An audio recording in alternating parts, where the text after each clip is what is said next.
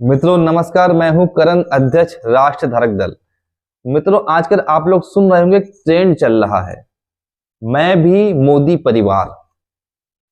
तो मैं भी मोदी परिवार का जो ट्रेंड चल रहा है, तो ये ट्रेंड बनाते समय, लिखते समय लोग इस बात को भूल गए कि भारतीय सभ्यता संस्कृति जो है, सनातन सभ्यता संस्कृति जो है, यहाँ पे वसुधैव कुटुंबकम की बात कही गई है हमारे शास्त्रों में। और इसका जिक्र प्रधानमंत्री नरेंद्र मोदी स्वयं भी अक्सर किया करते हैं। तो वसुधैव कुटुंबकम का मतलब क्या है? सारी वसुंधरा, सारा विश्व, सारा संसार ही अपना परिवार है। तो माननीय नरेंद्र मोदी जी किसी दूसरे ग्रह से तो आए हुए हैं नहीं, एलियंस तो हैं नहीं, इसी दुनिया में, इसी संसार में हैं। हालांकि लोग उनको अवतारी पुरुष कहते हैं, कोई विष्णु का अवतार बताता है, कोई साक्षात ईश्वर परमात्मा बताता है। और भारत में 5 मंदिर भी हैं जो नरेंद्र मोदी जी के हैं, जहां पे उनकी पूजा अर्चना भी होती है। फिर भी उनका जन्म तो भारत में हुआ ना। तो ऑलरेडी एक परिवार, हम सबको अपना परिवार मानते हैं, धर्मी हो अधर्मी हो, नैतिक हो अनैतिक हो, सब परिवार का ही हिस्सा है। महाभारत का युद्ध तो सर्वश्रेष्ठ उदाहरण है, जहां पे कौरव पांडवों के में मध्य भीषण महायुद्ध हुआ, जो एक ही परिवार के थे, भाई थे, वो आपस में इतना बड़ा युद्ध हुआ। पर ये सनातन सभ्यता संस्कृति को मानते ही नहीं है, ये हिंदुत्व तो इनके अंदर है ही नहीं। लोग इनको पता नहीं क्यों हिंदू हृदय सम्राट समझे बैठे हैं, पता नहीं क्यों लोग इनको सनातन धर्म का बहुत बड़ा रक्षक मान रहे हैं।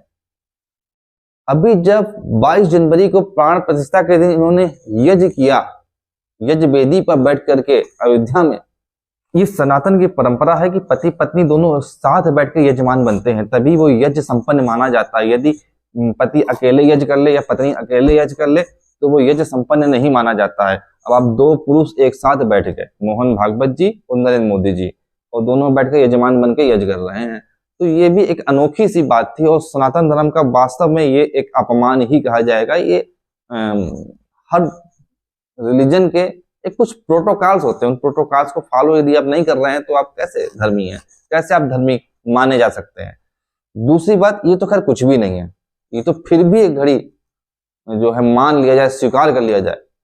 पर आप जरा सोचिए, कुछ महीने पहले माननीय नरेंद्र मोदी जी की माता जी का देहावसान हो गया, देहांत हो गया। आप मजले पुत्र होकर के आगे देने पहुंच गए, मुखाग्नि देने पहुंच गए। सनातन धर्म के अनुसार ज्येष्ठ पुत्र ही मुख अग्नि देता है, ये विधान है। सनातन धर्म की पहचान ही उसके कर्म कांडों से है। यदि आप कर्म कांडों को फॉलो ही नहीं कर रहे हैं तो किस बात के सनातन धर्मी हैं? बल्कि आप उस पद पर बैठे हुए हैं, उस पद की गरिमा को रखना चाहिए, उस धर्म के प्रोटोकॉल्स को, उसके कर्म कांड को पालन करना चाहिए, क्योंकि आपका अनुसरण लाखों करोड़ों लोग करेंगे और फिर वो धर्म का अहित होगा। आप मजले पुत्र होकर अग्नि देने पहुंच गए और उसके बाद आपने उसके बाद का भी कोई प्रोटोकॉल का पालन नहीं किया। बाल दिए जाते हैं, दाढ़ी बनवा दी जाती है, बेटे तो करते ही करते हैं, तो बेटे का बहुत बड़ा फर्ज है सनातन धर्म में। ऐसा तो कभी नहीं होता है कि बेटे भी, हम लोग तो अधिकांश लोगों के यहाँ पट्टीदारी में भी कोई खत्म हो जाता है, बड़ी माँ है, कोई बड़े पापा लगते हैं, बड़े बाबा लगते हैं, बड़ी दादी लगते हैं, वो भी अगर एक्सपायर हो जाते हैं तब भी व्यक्ति, बेटा पोता सब अपने बाल देते हैं। तो आपने वो भी नहीं किया। हीरोपंती का सवाल है भाई।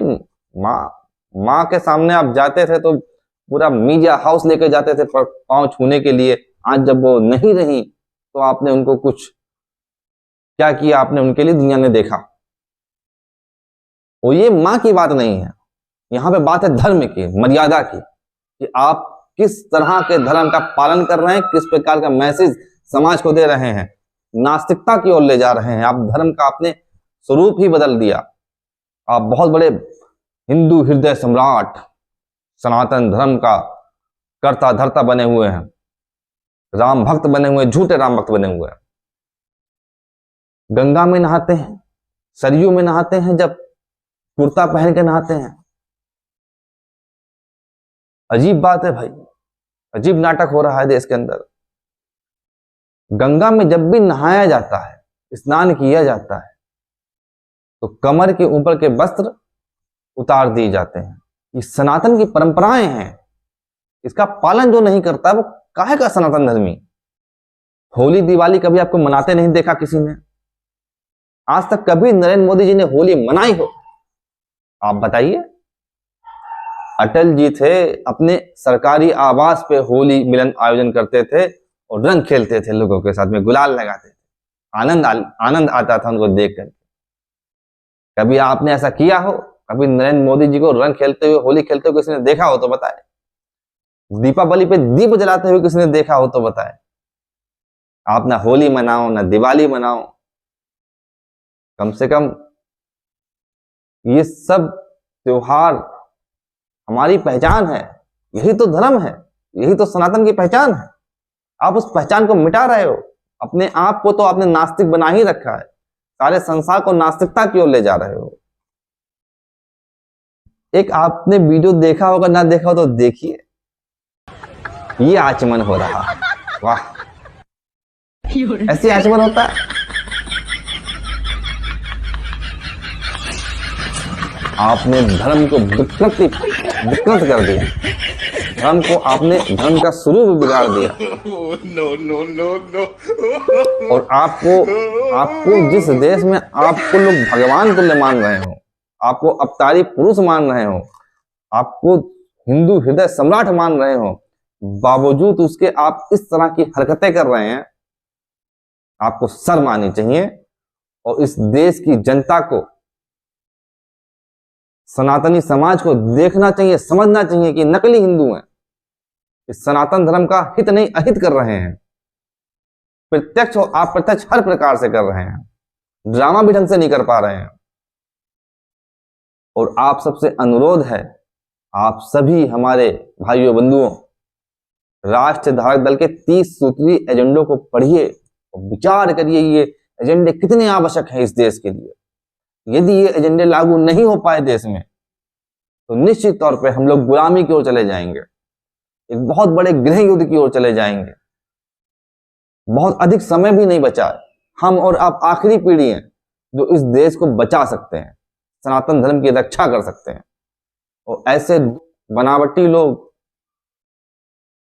जो धर्म को नहीं मानते, सनातन को नहीं मानते, सनातन का अपमान करते हैं, जगह जगह अपमान करते हैं, एक गलत मैसेज, धर्म का एक गलत मैसेज संसार में पहुंचाते हैं, ऐसे लोगों को आप सपोर्ट कर रहे हो। आपको चाहिए कि राष्ट्र धारक दल को आप कंधे पे उठा लें, भरपूर साथ दीजिए। अभी आप चांस ले सकते हो, 20 साल बाद आपके पास मौका नहीं होगा, क्योंकि एक वर्ग विशेष के लोगों की आबादी इतनी बढ़ जाएगी कि उन्हीं का प्रधानमंत्री होगा, उन्हीं का मुख्यमंत्री होगा, उन्हीं के सांसद होंगे, उन्हीं के विधायक होंगे। आपका कुछ नहीं होने वाला है।